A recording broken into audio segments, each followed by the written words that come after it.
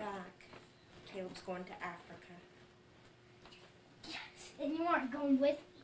I'm not. No, I'm going by myself. I want to bring my gun so I can shoot a rhinoceros. Ooh. I'll take some envelopes so I can write you a letter.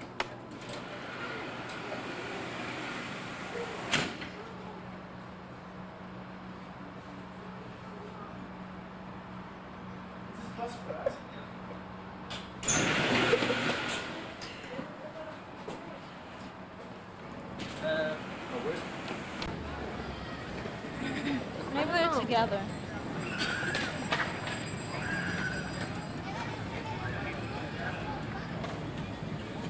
I can take pictures of the back.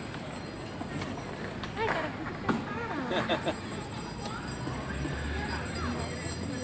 You know who that is? Ariel coming out of the McDonald's.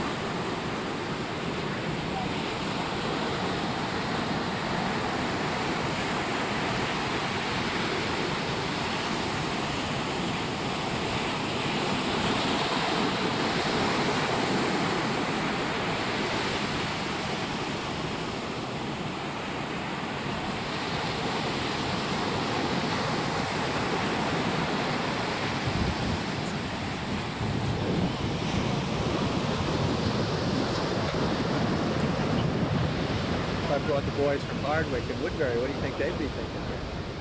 Oh, they would just be running all over the place. Huh? They'd be running all over the place. They're not so cool.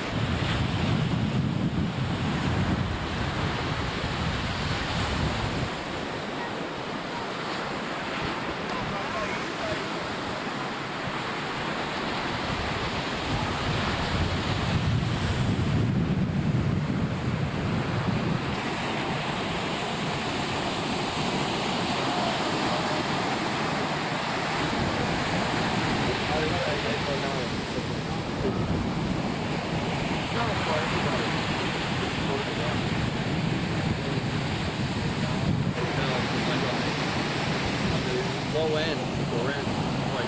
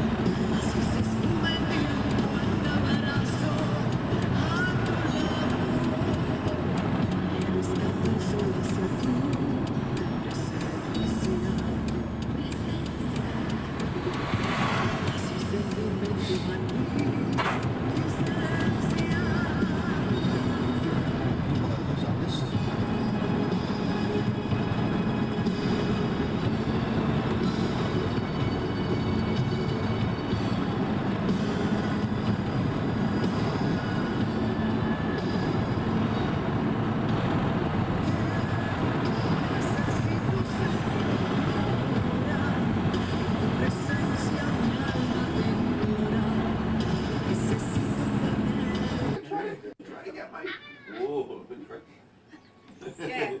Why don't you just do that?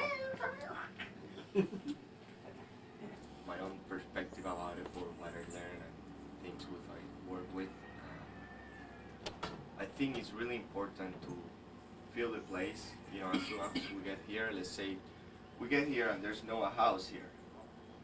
And I think it's really important to sit and observe and think and try to see what nature is telling us, you know, where nature wants us to put the house, you know. How can we damage as less as we can, you know, so we don't destroy nature. And well, there used to be a house here. We destroy it. We put it down, and then we built this one. And I say we because I remember I was really good at nails in the walls and work a little bit. So the other thing that I always try to consider, this is a big farm. There's 90 acres of land. There's about 35 to 40 that can be worked. There's probably more that can be worked, but that's kind of like an estimate. And we can start walking, so kind of like to have kind of a small garden and a place where we grow our food close to our house. It's easy, you know what I can say. You wake up, you come here, you can work a little bit. For example, we have kind of like a garden here. Maybe we should get closer. As you guys can see, this is kind of close to the house, no? And these were terraces that my grandfather made about 4 years ago. I planted some broccoli directly that you can see kind of like growing there. There's broccoli and cabbage. It needs to be weeded. I'm gonna put you guys to weed it. I also plant rosemary in the row. The rosemary is really good to control erosion. We have a big problem here of erosion in Puerto Rico because, you know, the slopes. There's mostly the land is slope, the work land is on slope. So we have to be really, really careful about how do we control erosion with our techniques. And one thing is grow plants in the border, especially plants as rosemary. You can see rosemary is hard. The roots are hard. So soil like that, you know. And, so this is basically an introduction of what we have here. We got broccoli, cabbage. We got I think it's chard, the sweet chard, and then we got cauliflower. It's kind of like a diversity of things, of good things that, you know, we can eat. I think that's another thing that is really important when we grow food, to think about the food that we're gonna eat first before we start selling things, you know, and go crazy about the subject. And I think it's really important. So stop. You guys can see we sometimes throw the things, you know, the compost. We just throw the things. So what happens is that it lands in the soil and then the seed sprouts, and it creates all these voluntary plants, which are great. I love voluntary plants because they just grow whatever they want to grow, and they're there, no? They're kind of special. And This is your multi-species garden over here. exactly. And what you're trying to do is create kind of like an edible landscape. As I can say, you can go out and you can eat of the things you grow right away. You don't have to like walk too much, you know, to the other operation. Yes, maybe you can have something going on there, but you want to specify in the food that you have around your house as the food you're gonna eat and you're gonna supply to your family. And you got water too. Water is really important for plants to grow. A space in Vermont, I would say the south. A lot of farmers recommend the south in Vermont just because the time you can get sun. Here I grow everywhere. What's that? Do you have to water, Pedro? I have to water at first. If I see that it's gonna rain, sometimes it rain in the afternoon, which is perfect because you plant seeds in the morning and then in the afternoon you gotta rain. and that's great, you know. That's really great. Another thing I was gonna say, let's see, yeah, I have a edible landscape, and there's the dog walking through my plants again. So, yeah, I call it a Puerto Rican lentil. I don't know if you guys saw me eating yesterday. I think Jason have a plate of arroz con gandules. You remember those black little like kind of beans? They look like big lentils. So here we go. This is a great nitrogen fixing plant. It's really good for the soil. It's really good for terracing too, to put in the corners of terracing, to control erosion too. It have a lot of protein. That's what I call it, a Puerto Rican lentil. It's native to I don't know where, but I know it was brought here a long time ago. Farmers love it here. It grows in his house. There's a papaya tree, which are the ones that are back there. We got sweet potatoes there, which looks like a wild morning glory. And we just throw the seed and it grows by itself. We still have another one there and give us like a pumpkin this side, you know. So that's kind of like an idea of what voluntary does, you know. Because a lot of farmers see voluntary as weed, you know, because they say, you know, it's not part of my crop, so I don't want it there. But I think they're amazing. And when they say grow, they grow. So same as those papaya trees.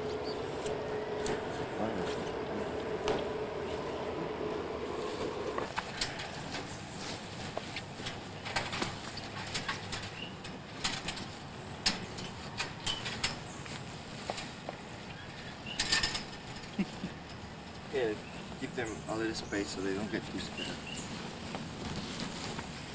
You guys are free. Go.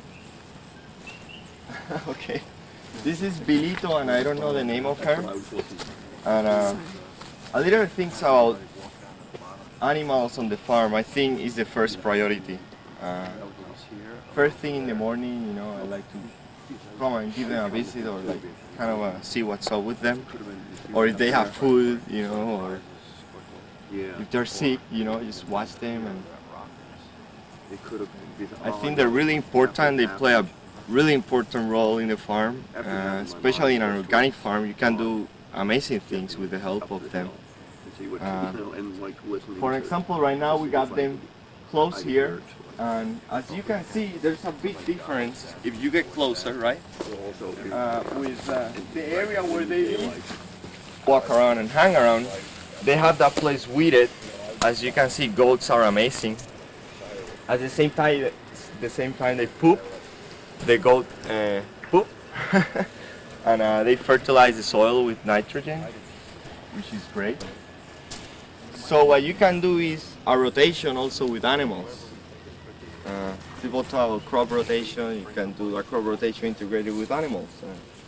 You can have animals for a year in a place and have them eating the grasses, pooping, and then you can rotate them to another place and grow food in the place that they used to be. And people say, you know, that's great. That food just grows great that way, you know. And they include the animals in the rotation. If you guys have any questions, just stop me and tell me to say it again. Here he comes again.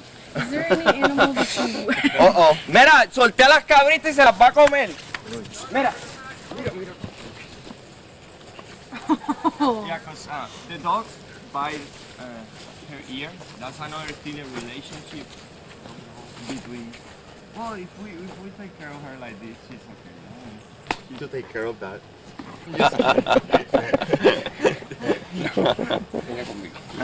No, I can't think of any animal that I wouldn't use. I wouldn't have a lot of cows because they compact the soil. They're really big, and they tend to compact the soil. And if I want to do like rotations with animals, as I said before, they're really heavy to do something like that. I will have a diversity of animals, I think.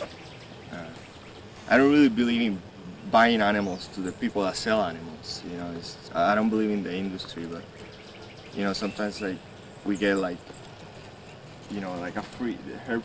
His mother used to be a goat that just was hanging around and nobody was taking care of it, so we take care of things like that. And they're gonna give us like a, ¿cómo se dice oveja? Calves. Okay, calves, things like that. Yeah, you. Let's here. First of all, we're in the tropics, right? This area is subtropic though. For example, you can grow carrots here easily. Farmers in the coast get a little bit crazy about growing things like that. Carrots or broccoli.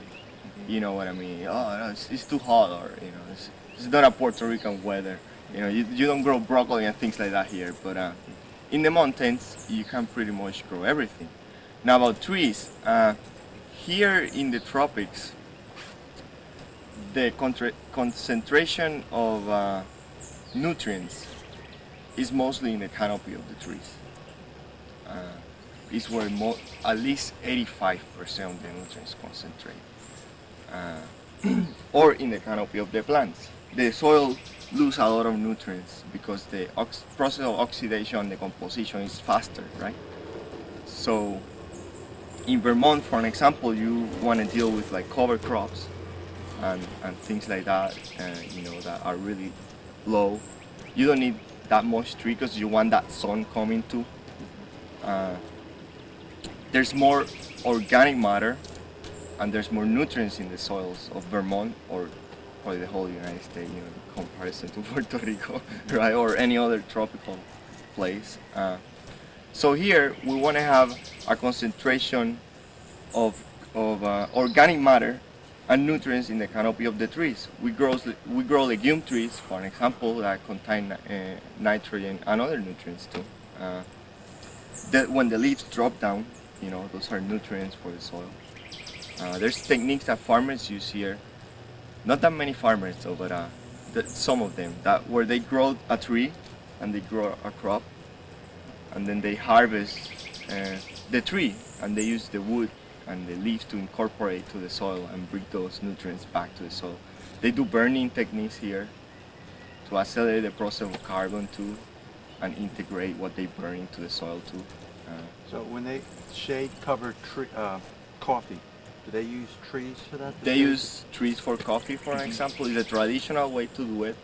They use a lot of native trees to cover the coffee, which provide nutrients to the coffee and shade. It's the way coffee really likes it. So basically that you want to have trees here. This is about having trees. I believe in that a lot. You need the trees for your cycle.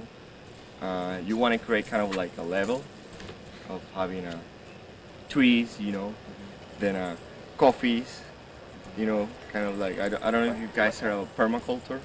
They try to create levels of a big tree, and not that big tree, a small tree, and then plants. And so they help each other. So that's basically why you want the trees here. It's how the content of nutrients, is higher in the canopy of the trees versus Vermont, which you got it mostly in the soil. So grows as big as this, and like the leaf can be some gigantic thing seeking for sun. Right. This is the same thing. The same. Just getting bigger, Uh-huh. and we're getting bigger along the way. Uh-huh. And what you do is, in a year that must be ready, you harvest it and you replant it. And we're gonna be doing that. And it's a great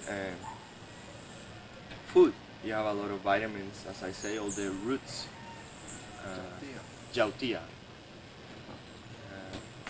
You can grow here about like 15 to 20 different roots.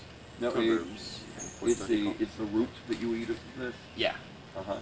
You eat the root and then you replant it. And there's some people that say you can eat the leaves, but I don't really, you have to cook them properly and things like that, so I never tried them. But it will be interesting. It's really funny, because as you can see, got these needles, right? Mm-hmm. So if you touch that, I mean, it hurts a lot, you know. You can create some redness in your skin. Well, guess what? There's some people that use it as a biological pesticide. A lot of people do actually. They make like a mix with water and they use it as a biological pesticide, and it works. The plant works. It's like let's say like a poison ivy, but there's some people that eat it too. They make a juice out of it, and it's supposed to be really good to your immune system. But a lot of people say that you should try to see what's your relationship with the plant. What's it called again? Ortiga. Ortiga. And they make a Ortiga tea. Ortiga. And yeah, it's How do they apply it as a pesticide? as a how do you apply it or why? Yeah, to keep the bugs out. How do you apply it? Oh, I will say you can smash some leaves, you know, and mix it with water. Make And kind of a like a would you like You pour it spray. around the garden, or would you spray it yeah. on the food? You can spray it around the garden, you know, before the pests start attacking. And it's like a repellent because you don't really like kill what's there. You know, you kind of like spray it around, and they don't like it. You know, they're really picky about coming and messing with plants that are sprayed with Ortiga.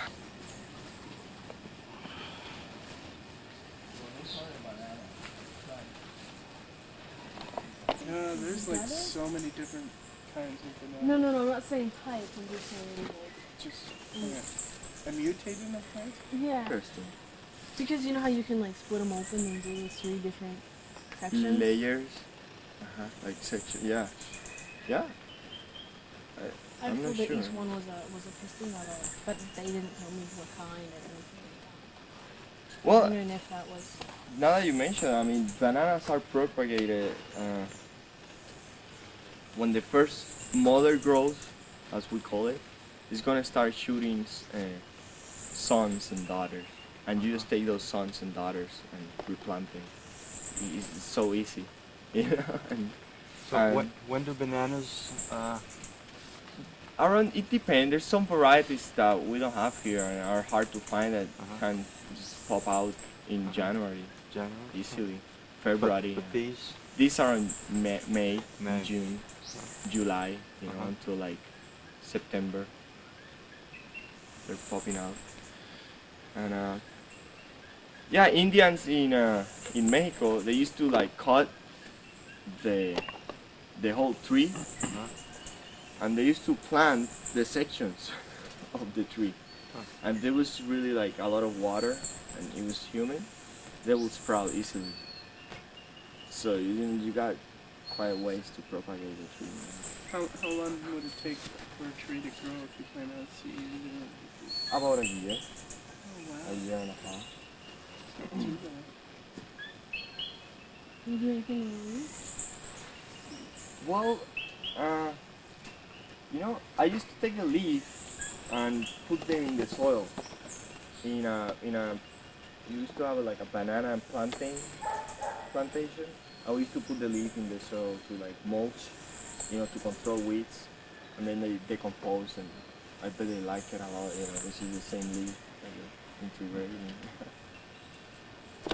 Oh yeah, pasteles. You know pasteles, Yeah, right? yeah. You can wrap pasteles in the leaf. I mean, it's a way to do it actually, to do hardcore pasteles. It's like a tamale, I think. It's the closest, Yeah, but it's Puerto Rican variety. and you do it with yuca, Mm-hmm. garbanzo beans, and they put pork or meat. We use soy meat, and raisins and carrots and other spices. And then what you do is you wrap the tamale in the banana leaf, and you boil it like that. It's great because you take it out and you see this thing wrapped in a banana leaf. You know, it's actually something that you're gonna eat. So yeah, people here used to take the dry ones and smoke it. You know, kind of like smash it out And smoke it? and smoke it. Wrap it in another banana leaf and smoke it as tobacco. Probably the most unhealthy thing you can do. And there's where it's coming. Coffee produce around like December, you know, you can start seeing the beans. Actually, November. The flowers just as soon as the beans go down, the hurricane just destroy all the beans. Flowers start coming out. You can see them here. Oh, yeah. So we got coffee coming out again. It's an amazing plant here. Hurricanes are great, I believe, because hurricanes are like a big weeding machine that came and like weed the forest and everything. And as I can say, we lose the whole crop, but I'm sure there's a lot of beans on the floor that are going to bring other coffee plants. You see a bean on the top there, Pedro. Where? Up there. Way up there. Let's get it. Oh, here we go. You can pass it around. And yeah, coffee is great. And you can do amazing things also with the seed coat. It's really high in nitrogen. It's Can high do- nitrogen, Oh right? yeah. Yeah. You can do great things like great compost with it. One of the best. Warm composting with it too. Then you can dry the seed inside and just make coffee, or you can is in the carbon stage, so you can use it in the carbon stage too. So yeah, it's an amazing plant. Just walking there, we got like a couple of acres more, and it's good the elevation because you can bring water down through all the places. So we got water. You know, it's water to drink too, which is great, you know, and So to do you take a pump- shower. You pump that out? Yeah, Wow. we pumped that out. Wow. We brought that about 6 years ago, or 7. How was it done? Like a big truck come up? with Yeah, the drill? Wow. like a lot of people were here. Wow. Yeah. Maybe because it's wet now, you can not feel it. The other day I was sitting there and like, I just take this flower and it smelled like an orange. Because I know in the States, Presents the attempted murder. Pedro, Yes! someone's speaking over here. Again, El Cano! Oh, let's go and see El Cano because... ¿Cómo está? Mira, ¿sabes lo que estoy sembrando? ¿Qué? Esto es de por aquí. Orquídea, es una orquídea, ¿Y cómo tú propagas eso? Bien. Voy al monte, busco un canto de lecho. Siembro una orquídea. Sembrar bastante, porque la orquídea es una cosa que se vende.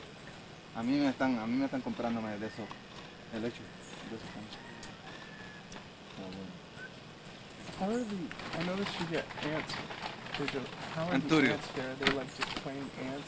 Or do they... Estos son anturios, ¿viste? Anturios. Or can they... System, as you can see.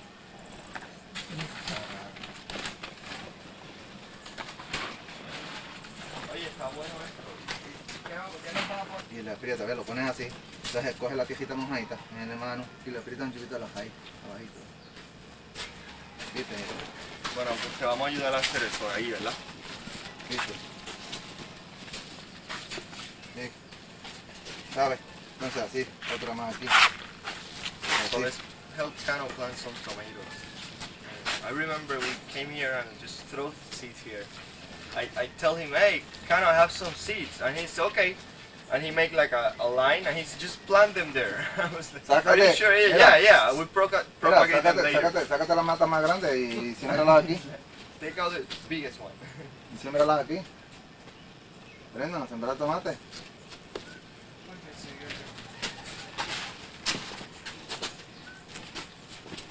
This is a really special person because La más grande, la más grande. he do this by second nature. He just don't think too much about it, you know. He just do things. And things sprout, you know, and grow. ¿Dónde viven estos muchachos? And Vermont. Dile que yo viví 6 años en Lancaster, Pensilvania. Ah, sí, he say he lives about 6 years in Pennsylvania. Aquí es la que no te creo. Bregaba con el tabaco. He used to work with tobacco. ¿Que venía de dónde? ¿De dónde venía ese tabaco? Ah, de los americanos en el campo. Ah, sí. Tobacco from the United States, actually. He said he worked Ahí. with- y le aprieta la red. What part of Pennsylvania? ¿Qué parte de Pensilvania? Mismo en el pueblito de Reading, Pensilvania. Reading.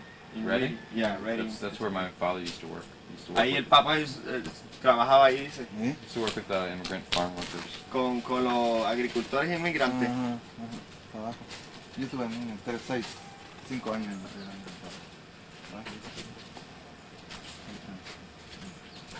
Dame otro espacito por ahí.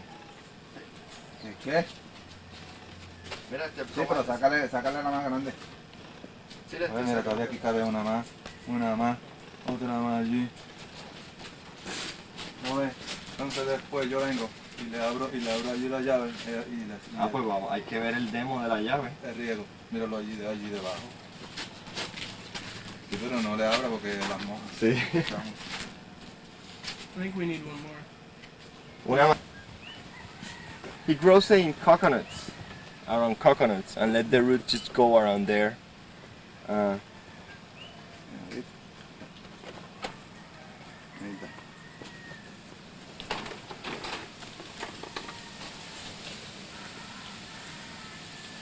Se las coge y las guinda.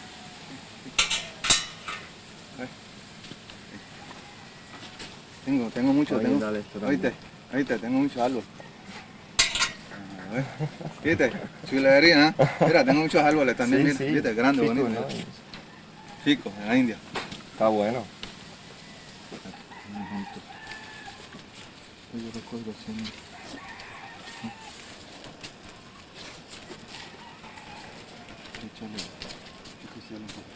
Okay. He got sweet peppers and papaya.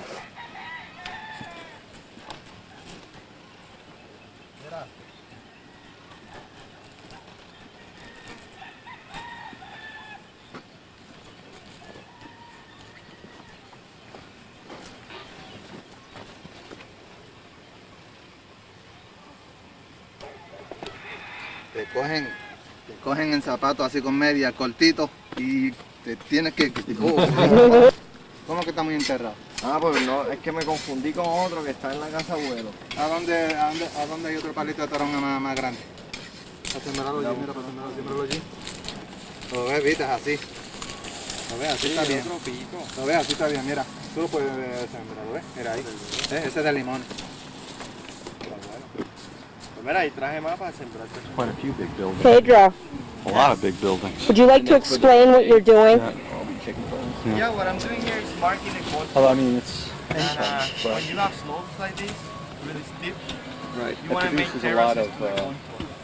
well, chicken Contour shit, erosion, for one thing. and that way the water runs, the flow of the And water flies, runs I think it brings and stays insects too. I know in Vermont they the tried to soil put one, instead of like these this mega, shape. mega farms. So And the this is people to didn't mark want the it. It just contour. created So a what I do is infestation of I start mosquitoes. here, Oh, and and the smell too. putting one of those to like mark the place. And that was a very high tech one too. I don't know how high tech this one is.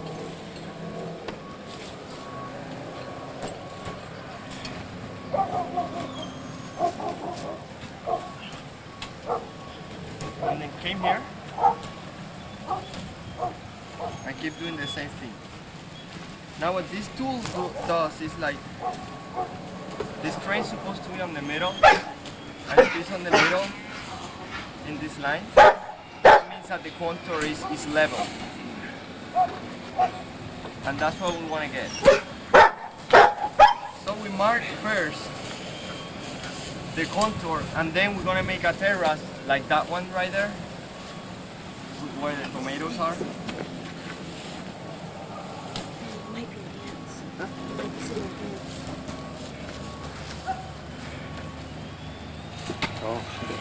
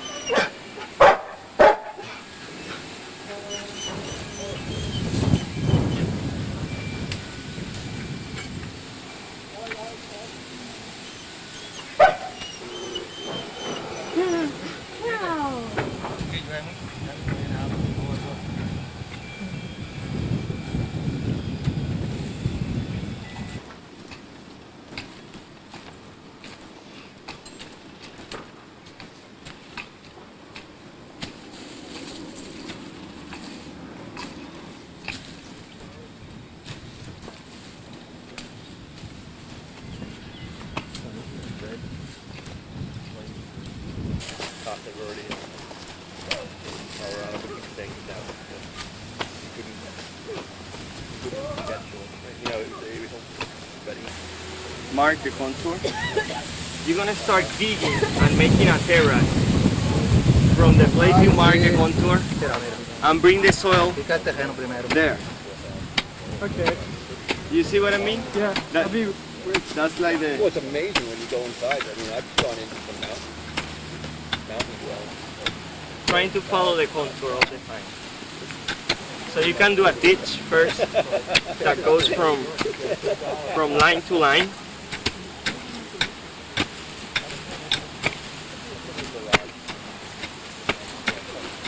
And there you're gonna start bringing that soil and making a terrace.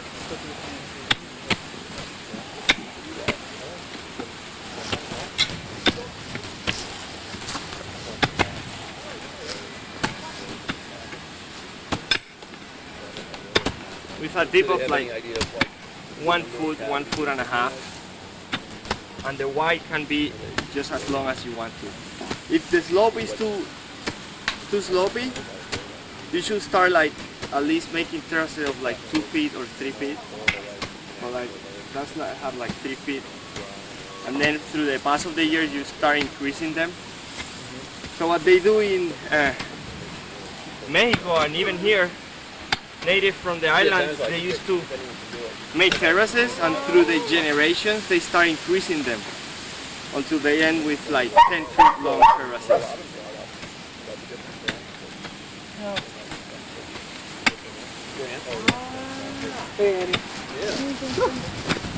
Sounds like You going down with that? We're going right there.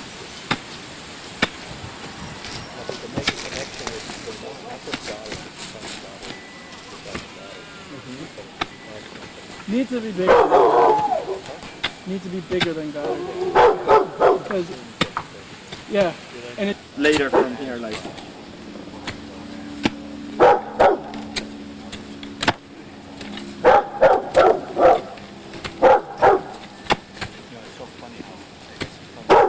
Is there another pick? Do you want to use this one? You see the explanation, right? So what you're trying to do is like a terrace, like that one there. And you can start marking there to there, which I already did, and then bringing the soil from Pulling it down? yeah from there through here, Okay. and kind of like making a bed. Yeah. Is there another asthmatic? What's that? This? Is there another one? No, we do. That was easy. And now, if you come over here, on the trip up, there were 2 times.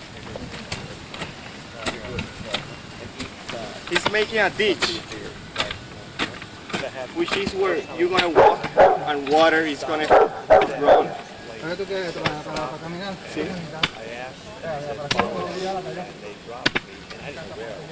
Sí, que no la lleves todavía aquí porque quiero marcarle con tonos, hacerlo bien. Tener la bien explicación, pero cuando terminemos aquí, entonces lo tenemos marcado. Según lo traen, no ve cómo lo traen. Está bien. Pero es que lo quiero hacer con la pared. Digo, era así. ¿Ah? Venga. ¿Cómo tú lo quieres hacer? No, que lo quiero seguir haciendo con el aparatito en A, seguir marcando el contorno. ¿Me entiendes? ¿Dónde está el otro asador? Ah, yo lo tengo.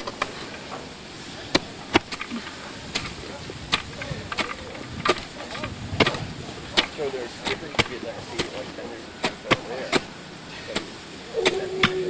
But then there's another Dice el Pepito.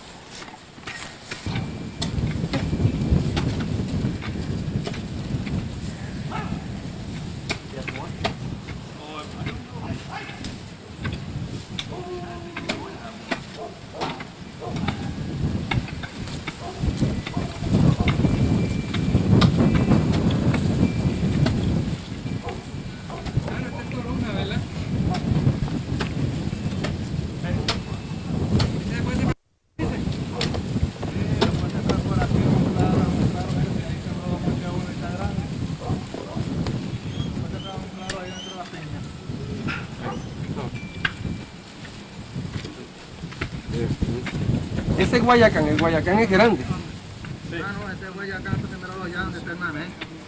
¿Por allá tú crees? Sí. Pero es bueno tirarlo como para el sur. Eso dijo tu padre. El Guayacán El güey acá que él dijo que había allí. está ahí, sí, pero él dice por el mamey. ¿Por qué por el mamey no?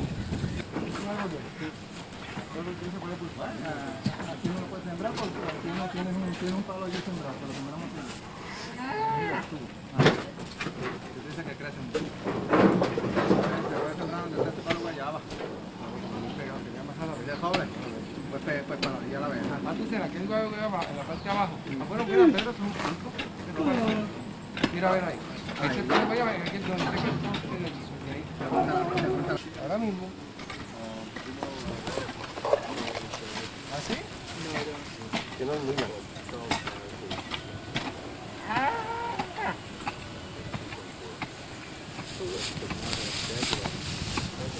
Está madura, realmente.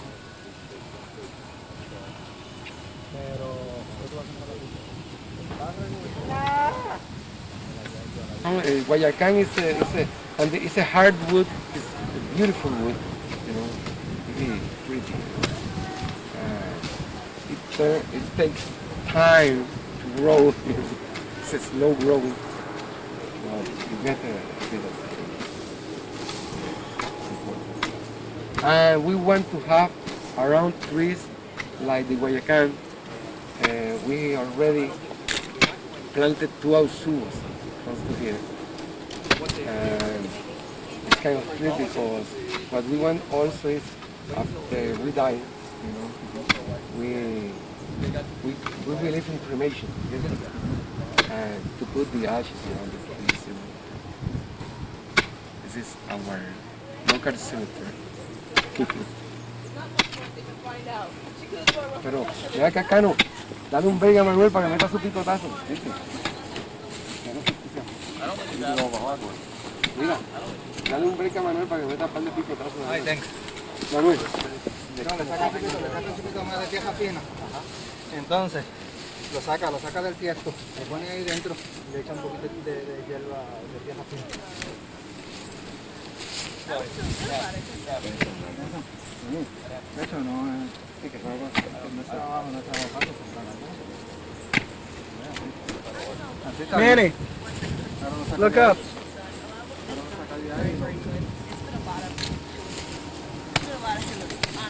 Well, I think they've been built. I mean, there's a lot of them built. It's not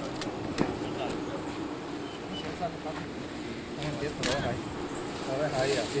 ¿Sí? Con el frente, con la gente ahí. Ahí, ¿ves? Así está bien. Después se le pasa la máquina. Se le pasa la máquina. Bajito. Después recoge todo este pastito como yo hago con el green checker y se le echa para el poquito ahí. Y se pone ahí, pues te da sombra. Bueno, Manuel, está sembrando un árbol. Okay, can you guys stand around the tree? You three? Ah, vente, Cano, que te acerques al palo, vente. Yo no he hecho nada más que hablar.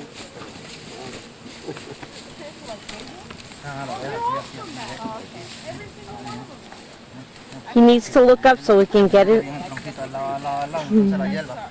Él sigue creciendo, no lo coge la hierba de abajo.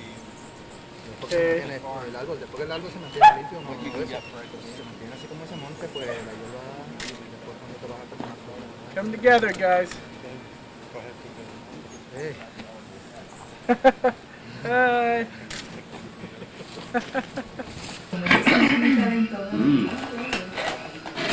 Oh, that'll be a good picture.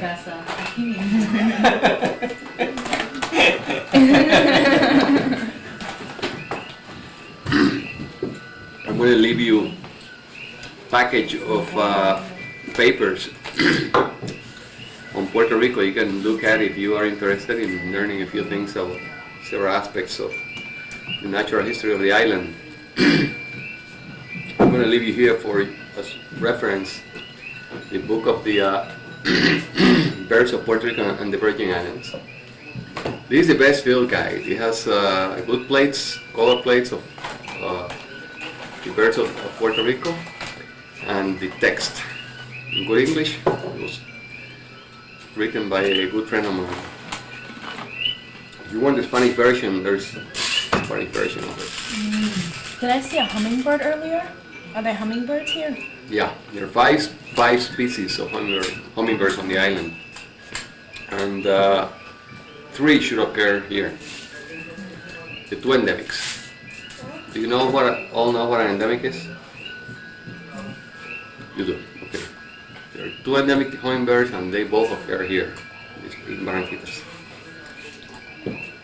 The Puerto Rican emerald and the green mango. And in total, on the island, there should be, including exotics and migrants and escapes and all that, over 300 species of birds.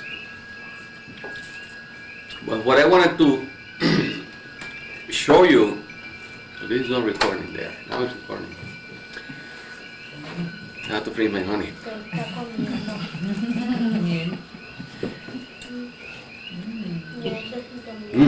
Good. What I wanted to do mostly was introduce you to the general ecology of the island. And for that purpose, I want to use that map, which is on the wall.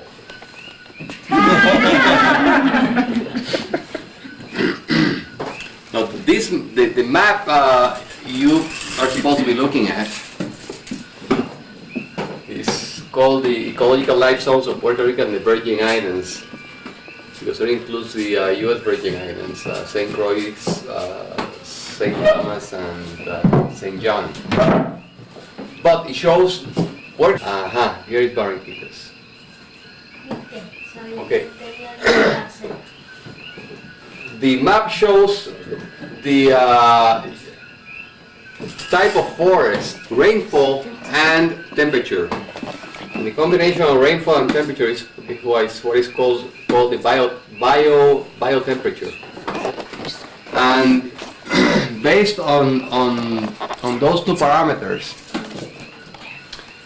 the island is divided into forests that go from dry forest, and the author calls them subtropical forests. Although there is controversy about whether it is subtropical or tropical, but let's call it tropical to make it easier and feel warmer. We call it tropical. And it goes from dry forest, dry tropical forest along the south and southwest.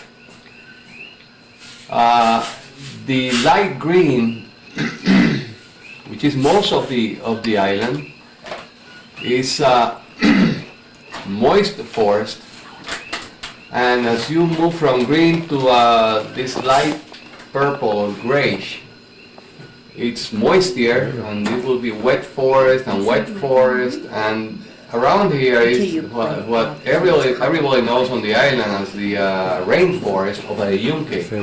And I don't know if you'll be going there, or you have been there already.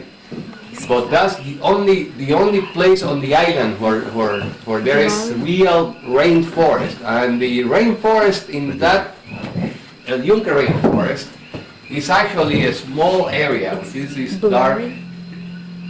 dark part.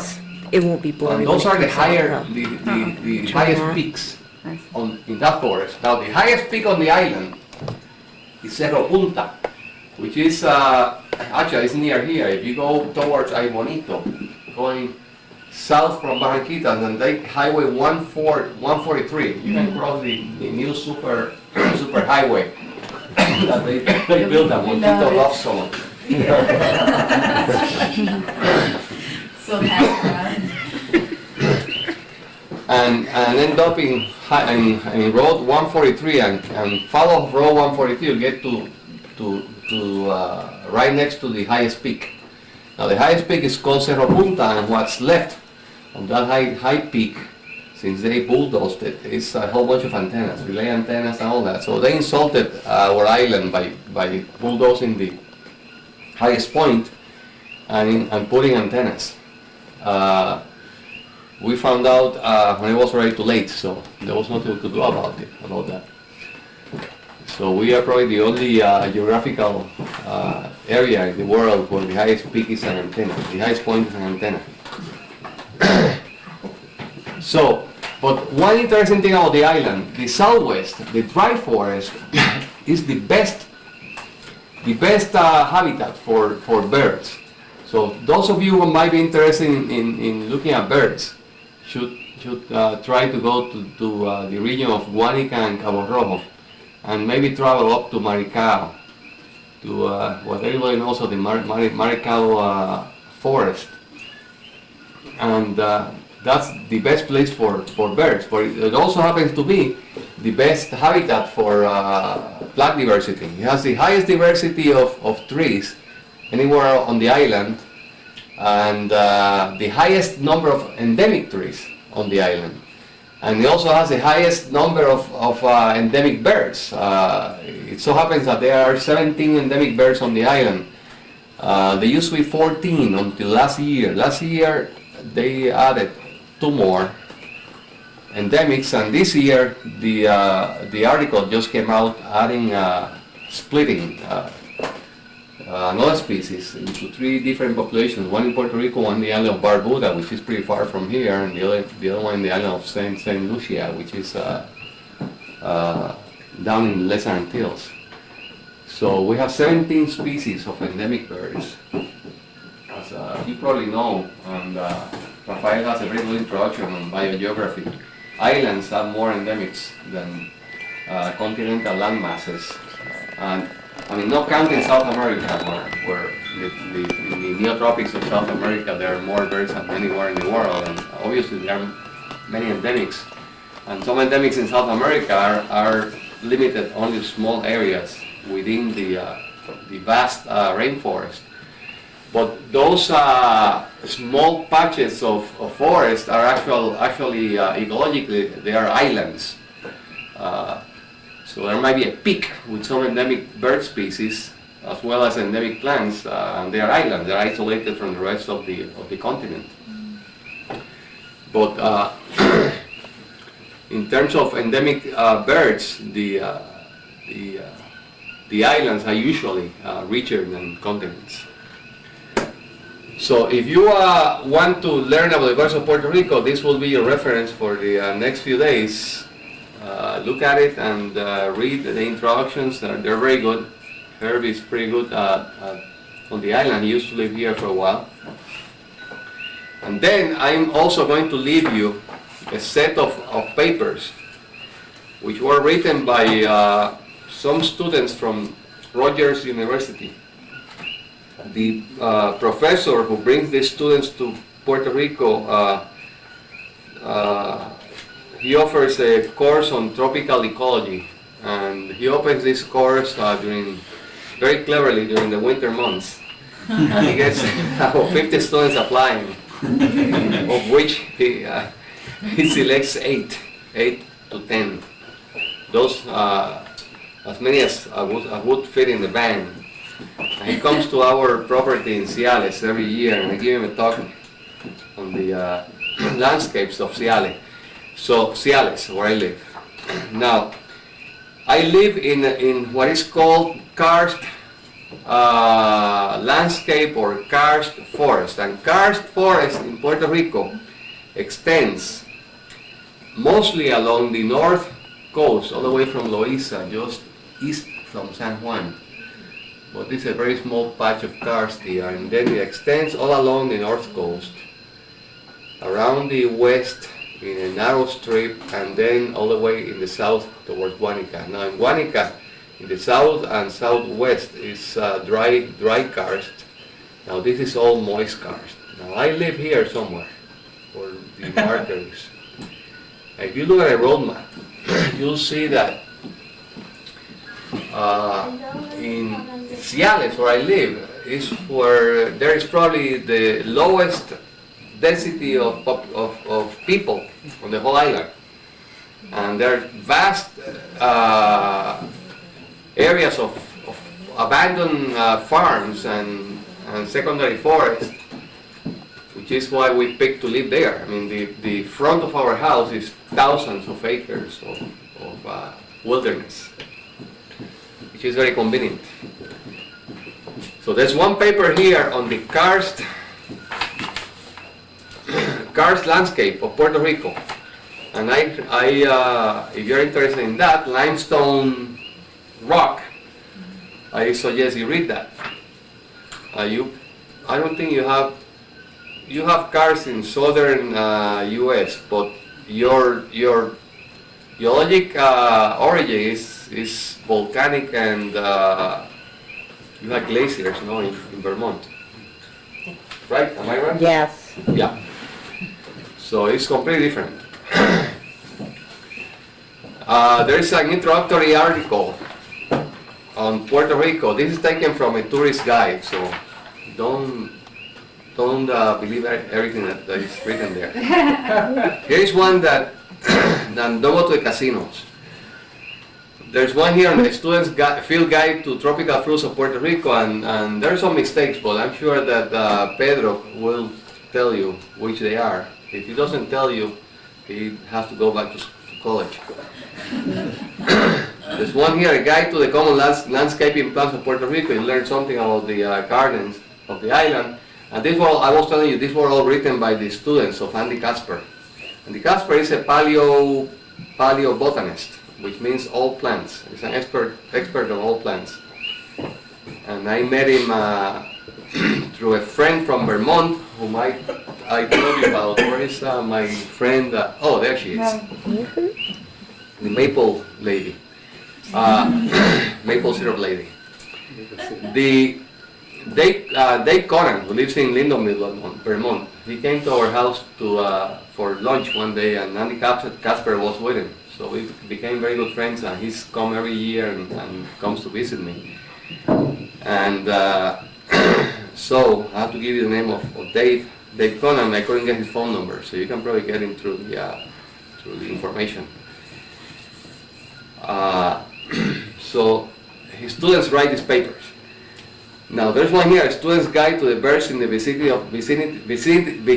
of Cabo Rojo. Cabo Rojo is what I was telling you about, the best place for birds in the southwest of the island.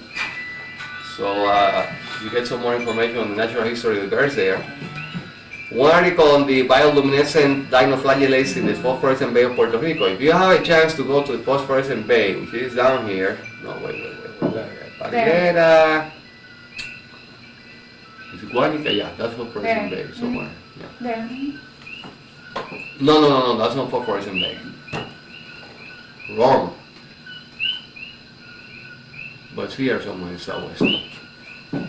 It's well known. Now, phosphorescent bay has the unique property that the sea currents bring in these microorganisms that are called dinoflagellates and concentrates them. The currents flow out in such a way that the dinoflagellates stay in there, so when you swim in or you sail in or take a boat or whatever, the water glows. And it glows very bright. You should go there on a dark night, moonless. Like tonight, I believe we are in almost new moon. We are getting we're in new moon tonight. So what's these? Oh, this is a small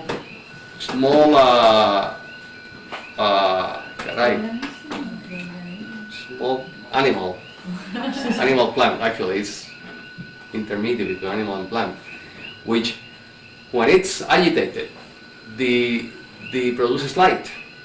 So you shake the water and it glows. It glows green, bright green. Like fireflies. Yeah, it's like fireflies. The principle is different. Yeah. The principle is different, but basically what you see is that glow like fireflies. But the water looks bright. It's like. It's a plant animal. One of those things that is It's a in the creature. script.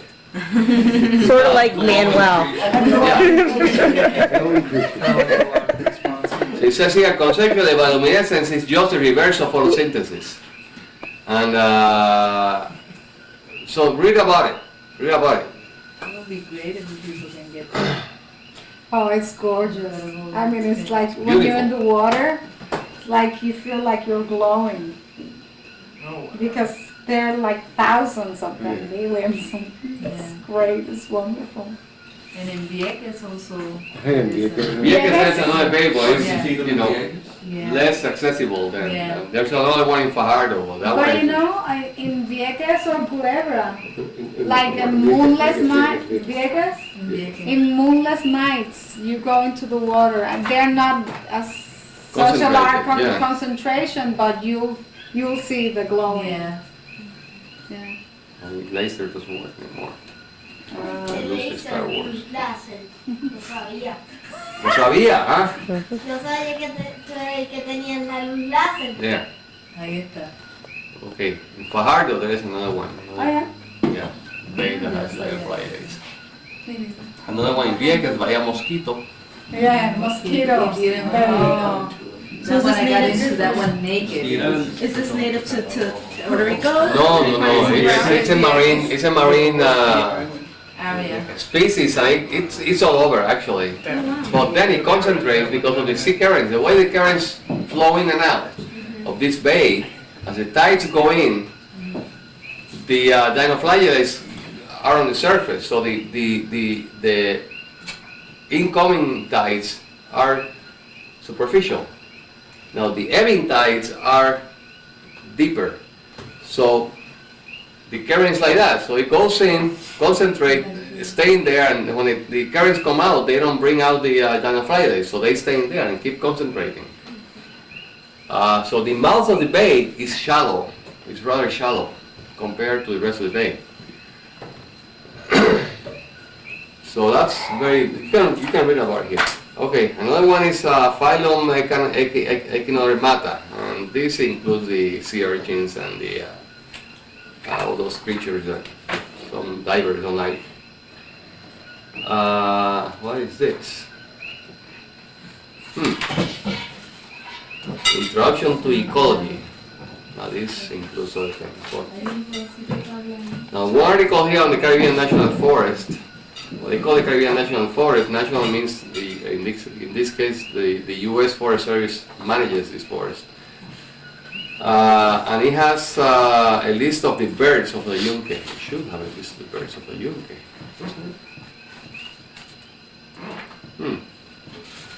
Sure, it does. I have a copy of this article and it has a list of the birds. You can learn something about the parrots.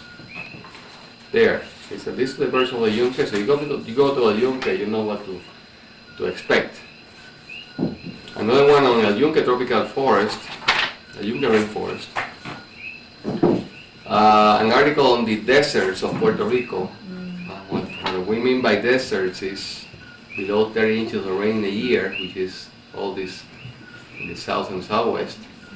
It's really mostly about the Guanica dry forest. An article on the coral reefs. If you go to the southwest, also the best diving for corals around Parguera, where Phosphorescent Bay is. An article on mangrove trees, and if you're from Vermont, you don't have mangroves there. These are tropical plants. So you learn something about mangroves. They are in the area of the in Cabo Rojo. There are some.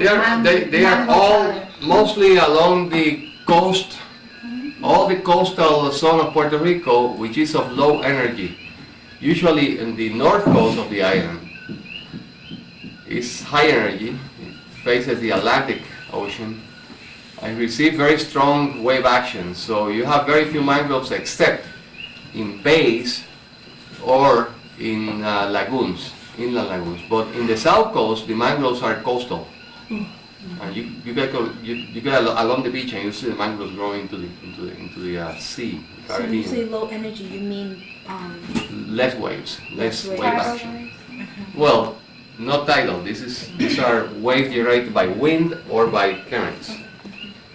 So all along the south of the island, the southeast along this coast is low energy. When you travel along this coast, you'll see that the wave action is not as strong as on the north coast. North coast is very choppy. see for the swim on this side? It depends what you like, because then you get if you like body surfing and surfing in general. I mean, surfers go to the north coast, and there are no waves strong enough in some places in the south, but usually surfers go to the north. But the currents are stronger. Yes. Stronger undertow and rip currents. There are a couple of places in the north, nice beaches that are safe because they have like, would you say those are corals? Well, there are corals along the coast. But what I On mean the is like north. in El Escambrón, that Fringing corals, wave breakers. yeah. You can, It's there's really some good. shallow Safer. water and safe waters.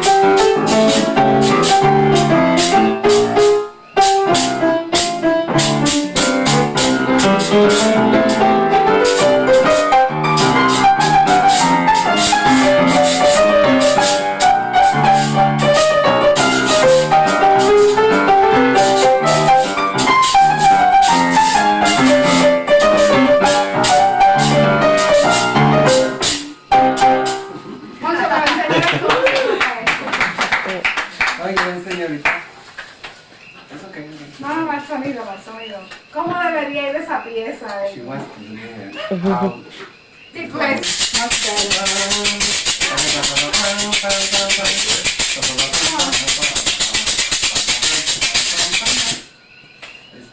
That's great. I don't know how to practice.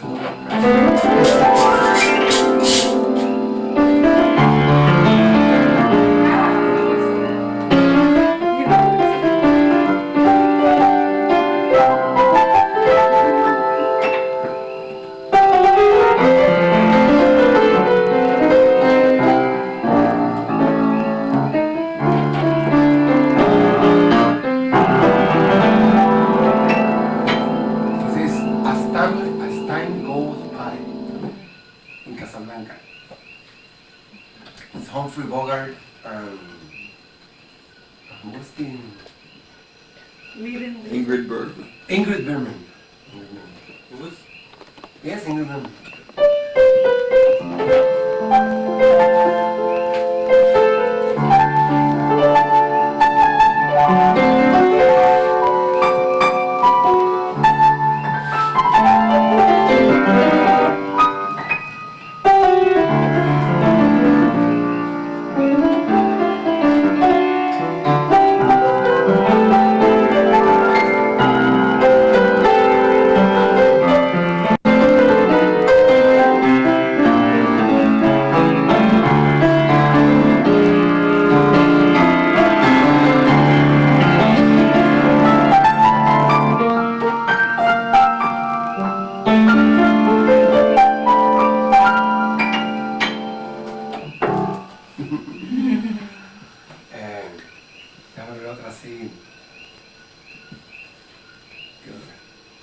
cantar o de música? De cantar. Va a cantar. ¿Cuál es el entretenor? Silvia Versace, no me diga Silvia Versace.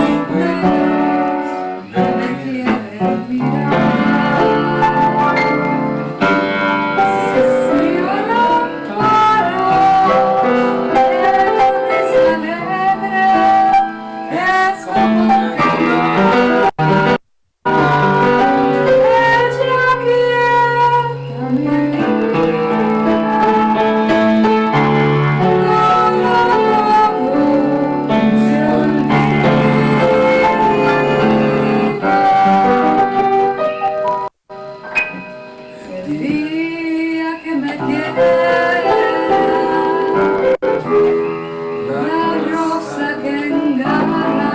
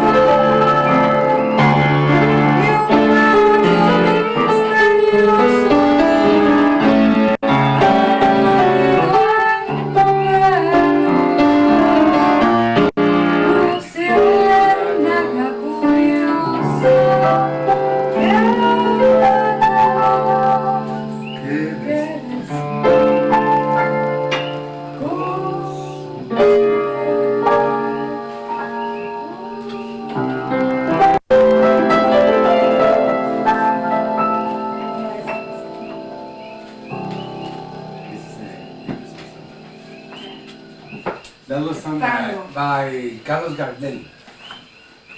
Handle. This one of mine.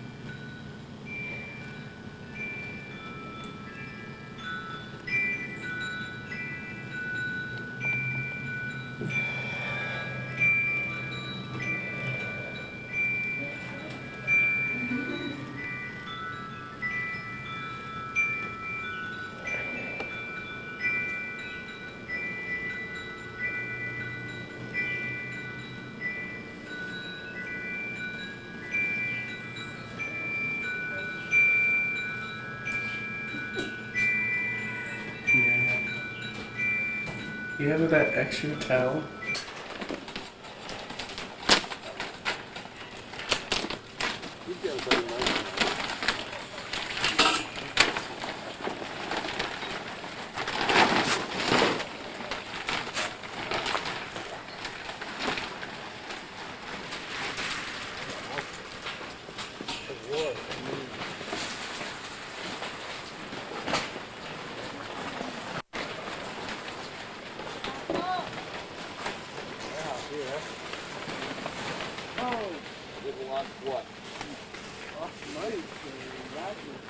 Bye. No los mates, Cano. ¿Qué? That is probably on Los ratones. Los ratones. Sí, dile que se vayan. Déjalos ahí, déjalos ahí. One's alive. I don't know about the other one. Are they sleeping? No, one's awake and it's just like looking. No los mates, Cano. That is ¿Por qué? ¿Por qué no? Deja que se Yeah, vaya. that one's alive.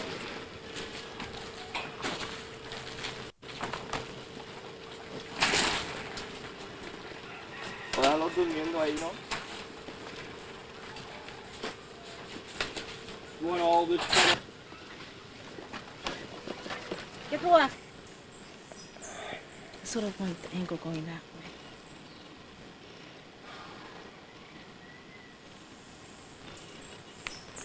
Something's been eating that leaf, huh? The monkeys. They've made it this far. You see it? That's all you know. Oh my God, here comes the goat. And I went over, like, for the first time to visit with her family. And, like, I told her my father's name, and the guy was a brother of a friend of my father's. So I got to get a little bit of dirt about my father when he was a kid. Where was your father from? Around Vermont. Like, basically grew up in Stowe. Yeah. But it was fun. It was funny. Of like going into a place where I was born. That like I never had any connection with at all. Yet I was intrinsically connected with the place. You know that. So we still have our Christmas tree because we haven't had a chance to take it away. It's nice, it's festive. No, you know what? Here we have the day, which is on January 6th. Days more. Well, Monday. They kids give you Christmas Day off and they considered it Christmas Day, huh? Yes. So, do you want to do a group photo? Yep. Can I show you this free? Wet laundry. You see everyone his. On Sun. Monday morning, the Monday after, like early Monday. I'll take one. Does it support your group? Yeah, we created this poster for the open. No, I love to prepare with green bananas. Tres. That's a good start. Me llevó una adicional por si acá alguien me interesó. Bueno.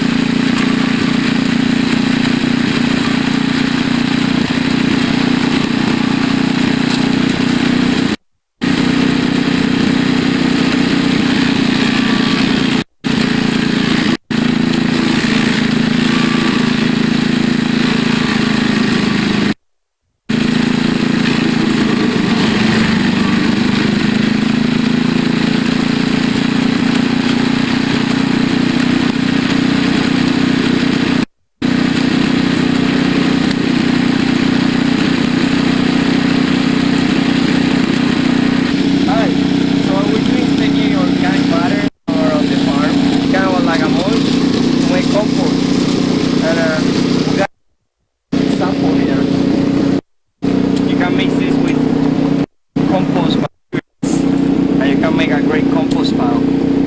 Here in the tropics, these decompose faster than, you know, of course, up in Vermont. It's easier to use. So it's all good. Then you can mulch with this, and you guys know what mulch is. Put around your plants, you know.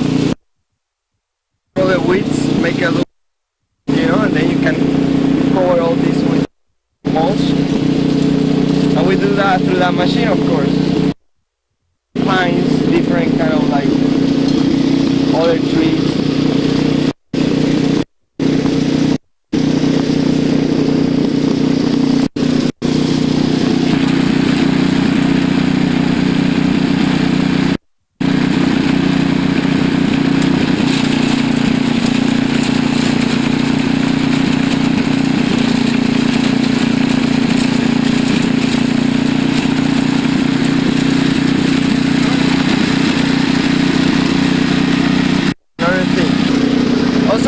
All of you that want to use the pine grinds for the house, it's like a great scent.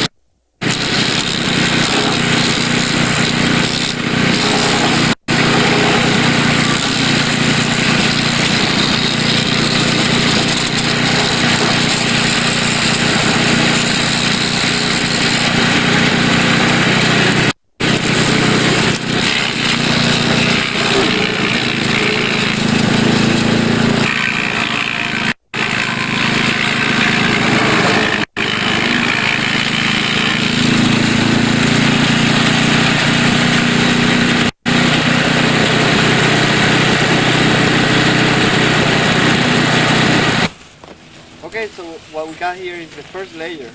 We just did with the shredder, and we shred some wood. We got carbon here. Now I'm gonna add some nitrogen.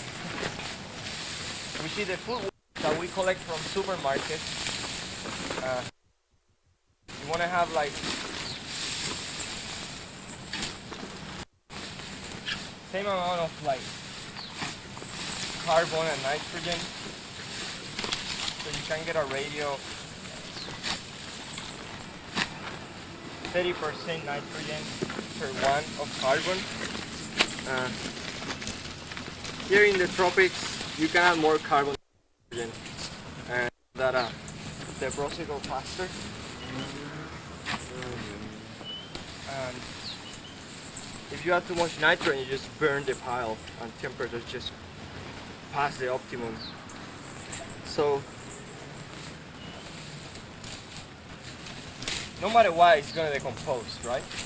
But if you want to do a properly compost pile, you want to take care of the quantity of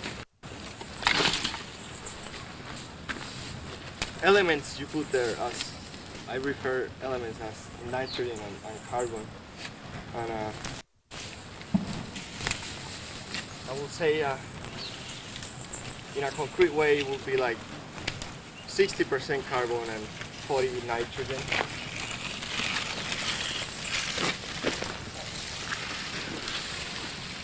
So we got some grasses too, weeds, soil. We got a mice over in the composting.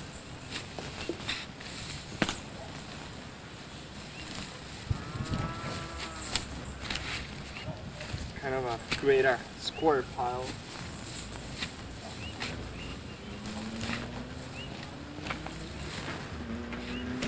In Vermont, you want to make sure you create heat, so you put a lot of energy, which is the nitrogen. And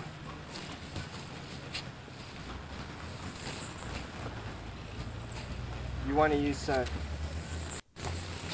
things that are really well decomposed, like the vegetables. You want them made more thinner, so it's easier for the microbes to digest. But here, it's just too hot, so you just put things together and make a cake there, and you will have a final product for compost really fast.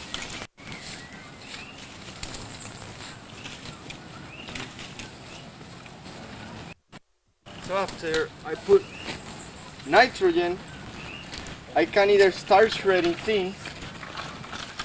I get some carbon. I can get some carbon from here, which is that grass.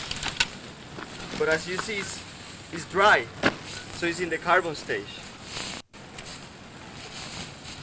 So I can use it as a carbon material too.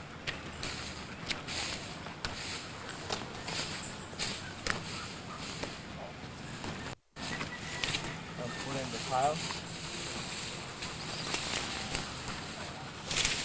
You can use manures, so you guys already know that.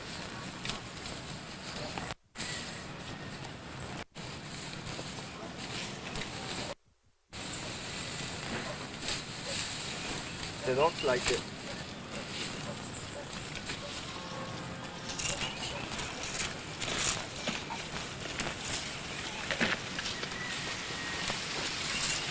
I'm going up. Trying to make layers. We got carbon, nitrogen, carbon. So what's go next? Nitrogen. We got some food waste too. Green grasses. Manures have nitrogen. Generally, horse manure is great because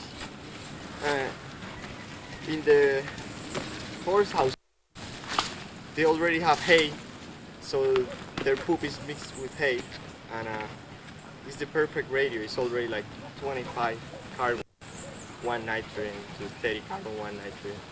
So it is one of the perfect products to use. Horse manure.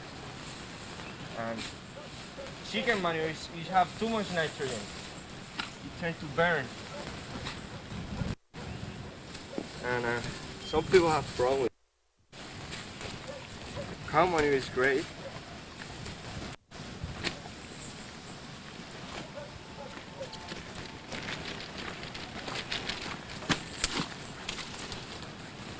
Another thing here in the tropics is that you can take the food waste and add it right away to the bed, and create a mulch.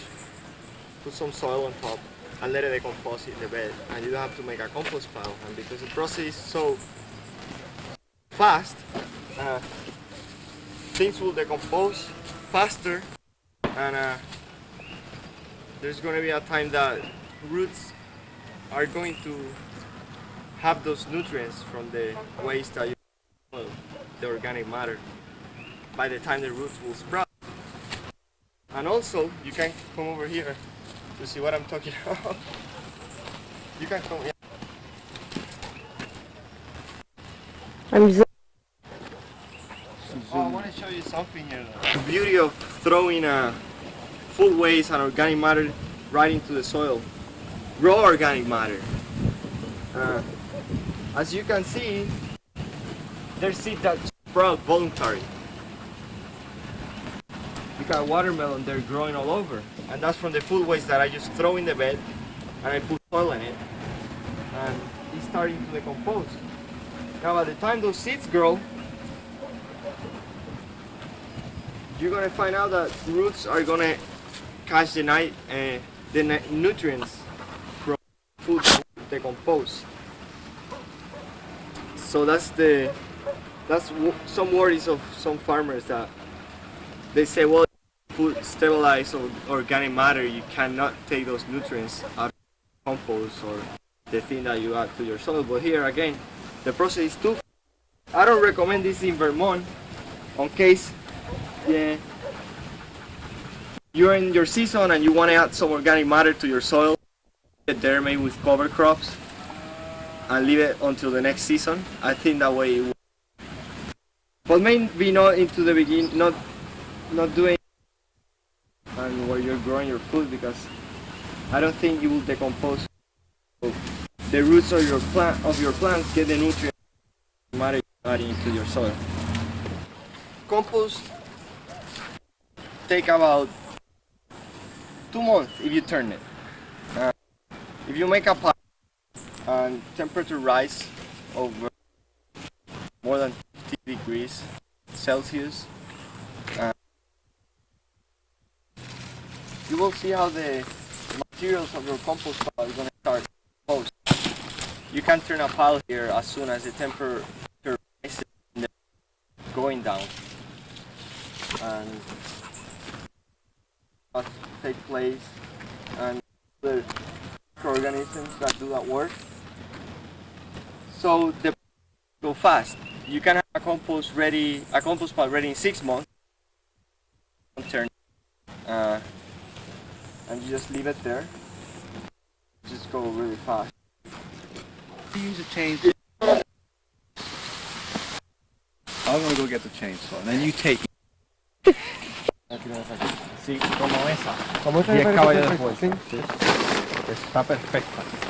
Que 10 caballos de fuerza. This is Manuel showing us how to use the chainsaw.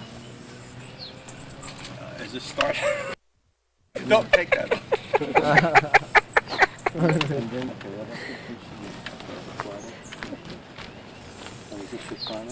It's hard to believe that he owns part of this chainsaw company.